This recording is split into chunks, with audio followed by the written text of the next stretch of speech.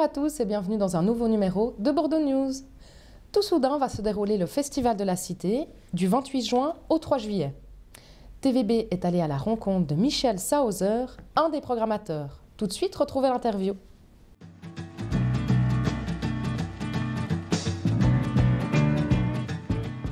Est-ce que tu peux me dire qui tu es et depuis combien de temps tu travailles à la Cité? Alors, je m'appelle Michel Sauser et je suis programmateur au Festival de la Cité depuis l'édition 2008. Et en tant que programmateur, tu dois faire quoi? Explique-moi un petit peu en quoi ça consiste. Alors, programmateur, à mon avis, c'est le plus joli des boulots, dans le sens où on compose un festival, on a une page blanche devant nous et puis on va chercher dans toutes les disciplines. Et là, on est un groupe de 4 personnes pour programmer le festival. Et puis on va chercher un peu ce qui nous plaît, ce qui nous branche, et puis on compose tout ça. La difficulté, c'est que des spectacles qu'on voit en salle ne sont pas forcément adaptés à la Cité. C'est pas parce qu'un spectacle marche bien dans une salle qu'il sera intéressant en plein air. C'est pour ça qu'on a aussi beaucoup de créations ou de réadaptations de spectacles qui sont vraiment remodelés pour pouvoir être présentés ici. Et puis dans ce métier, quelle est la chose la plus difficile que tu as dû faire? La plus difficile, c'est... qu'est-ce que ça peut être? C'est pas tellement difficile. Non, le plus dur, c'est de refuser de boire des verres quand on vous en offre. Parce que ça dure quand même 6 jours et puis il faut tenir la route, quoi. Qu'est-ce que tu préfères faire? Ce que je préfère faire, c'est... j'ai cette chance, justement. C'est pour ça que je disais que programmer, c'est un chouette boulot. Parce que j'ai pas vraiment de boulot actif ou physique. C'est que dans l'accueil des artistes et puis essayer d'en profiter aussi un petit peu. Donc j'ai cette chance-là de pouvoir aussi me balader et puis profiter du festival. Il y aura une petite nouveauté cette année où on a monté une équipe de présentateurs. Donc sur chacune des grandes scènes, il y aura un présentateur. Donc là, pendant le festival, je vais m'occuper un peu plus de travailler avec 3-4 personnes pour préparer les présentations des spectacles. Et la programmation pour le festival, est-ce que c'est un travail à plein temps? Alors pour moi, c'est pas un boulot à plein temps, c'est un mandat. Si on le quantifie, je pense que ça représente un bon mois de boulot sur l'année. Mais on est déjà sur la programmation de l'année prochaine. C'est un boulot qui s'étale sur la durée. On a des séances à peu près tous les lundis matins depuis le mois de septembre pour l'édition à venir. Et mon boulot principal, c'est je bosse au Théâtre de 21, que je dirige avec Anne-Laure Sailly et Eric Lazor. Et puis j'ai ce petit mandat à côté. Petit mandat, c'est quand même un boulot assez important. Et puis finalement, est-ce que tu peux me dire où on se trouve? Alors on se trouve dans ce qui est pour moi un des endroits les plus calmes du festival, c'est le Jardin du Cèdre, donc qui se trouve au pied de la cathédrale et puis à côté du gymnase de la Cité. Jardin dans lequel on accueille cette année la compagnie Jour Tranquille qui va présenter un spectacle qui s'appelle Emma au Jardin. Alors typiquement par rapport à ce que je disais avant, c'est un spectacle qui a été créé en salle et où là le metteur en scène fait une réadaptation complète et puis ils vont investir ce lieu. C'est assez particulier parce que le spectacle va durer pendant tout le festival, il aura lieu tous les soirs du mardi au dimanche et comme programmation unique dans cet endroit. Donc la compagnie va se poser ici et puis va rester ici pendant une semaine. Et c'est un endroit vraiment tranquille où on est un peu à l'abri du brouhaha ambiant. Et puis finalement, est-ce que tu aurais un message à faire passer par rapport au festival?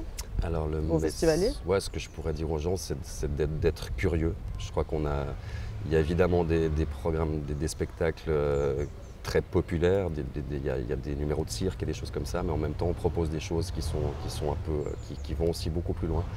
Et puis c'est assez chouette de voir des gens qui vont pas souvent au théâtre ou qui vont pas souvent au spectacle. Et moi je peux que les encourager à se laisser surprendre. Et puis à se balader, puis vraiment découvrir et essayer de ne pas zapper, de se dire je reste devant un événement, puis j'essaye de le suivre jusqu'au bout. Et de profiter de ce festival qui est gratuit. C'est quand même une chance au jour d'aujourd'hui. Alors tant qu'il existe, profitez tous de ce festival. La compagnie de danse ADN Dialect est en train de mettre sur pied un spectacle qui aura pour thème le chamanisme dans le monde entier. Le titre, Urban Shaman.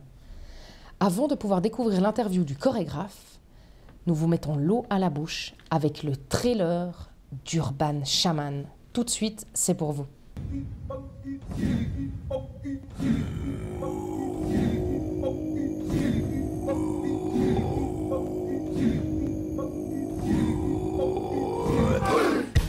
Humanity, one family, one project. Una sola madre. Dancing. Conscience. one tribe. Something has never changed.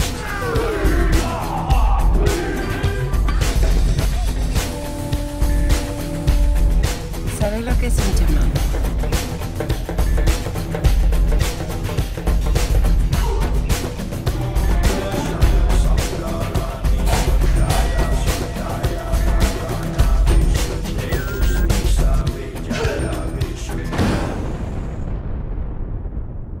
What tribe he came from?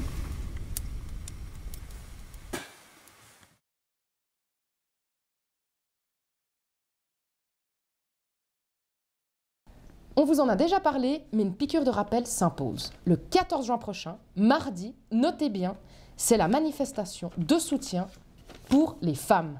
Pour plus d'égalité salariale, moins de machisme, plus de places de crèche, et j'en passe. Parce que des demandes, il y en a une liste longue comme ça.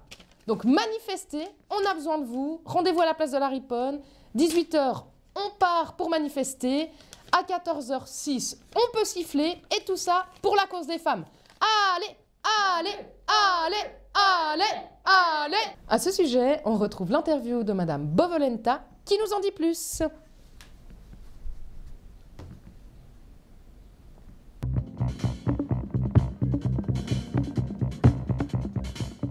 Alors, qu'est-ce que c'est que le SSP, femmes? Alors, le SSP est un syndicat qui regroupe tous les salariés qui travaillent dans le secteur public et parapublic. Donc, notamment tout ce qui est hôpitaux, enseignement, administration cantonale, communale. Qu'est-ce qui se passera avec le SSP le 14 juin?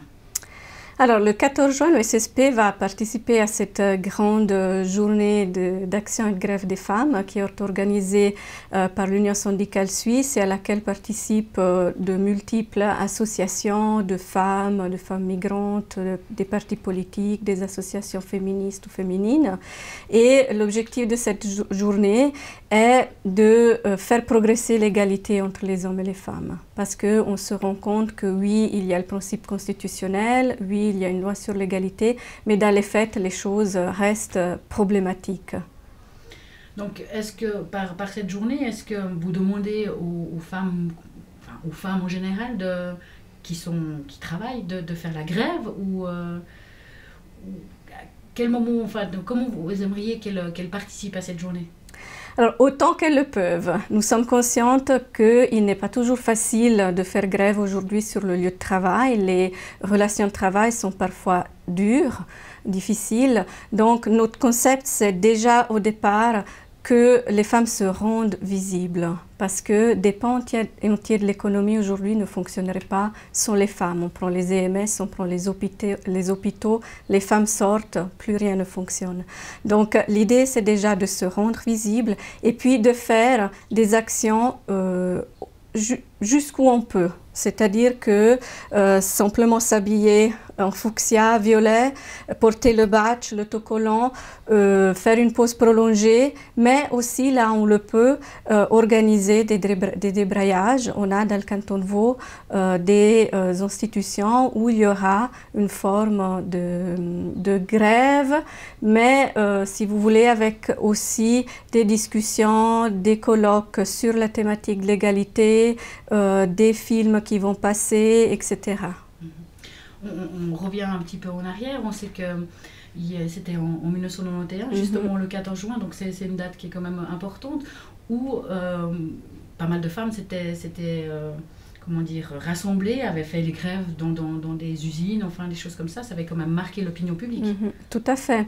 Alors en 1991 déjà, les femmes protestaient contre le fait que suite à l'introduction de l'article constitutionnel le 14 juin 1981, les choses n'avaient pas suffisamment avancé et il y avait eu une très large mobilisation avec des actions de grève sur les lieux de travail ou des actions aussi plus petites que des grèves et puis aussi toute une série d'actions à la maison parce que les femmes travaillent aussi au foyer. Les femmes assurent 2/3 du travail non rémunéré, domestique, soit aux enfants, soit aux personnes âgées.